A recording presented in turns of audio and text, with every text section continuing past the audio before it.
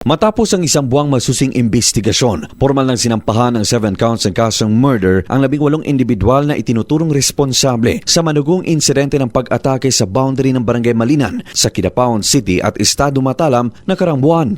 Ayon sa Cotabato Police Provincial Office, sa pamamagitan ng Special Investigation Task Group o SITG Malinan, inihain na sa Office of the City Prosecutor ang mga kaso matapos ang masusing pagsusuri sa mga ebidensyang nakalap ng mga operating units. Sa isang pahayag, iginiit ni Police Colonel Gerson Beret, Provincial Director ng Cotabato PPO, na patunay umano ang pagsasampa ng kaso sa matibay na paninindigan ng pulisya na panagutin ang masangkot sa karahasan. Ang pagsasampaan niya ng kaso ay malinaw na patunay ng kanilang determinasyon na maihatid ang hustisya para sa mga biktima at kanilang mga pamilya. Matatandaan na 7 ang nasawi sa mga MILF at MNLF members na claimant ng lupain na muling umukupa sa ekta-ektaryang pinag-aagawang lupa. Simula buwan ng Agosto bago ang insidente ay naitala ang serye ng mga indiscriminate firing na kawan umano ng mga gamit at hayop at panghaharas mula sa panig ng mga nasawi dahilan upang kinailangang lumikas ng mga residente sa mas ligtas na lugar. Ilang dekada ng pinag-aagawa ng malawak na ekta-ektaryang lupain na ngayon ay hindi pa rin nare-resolba.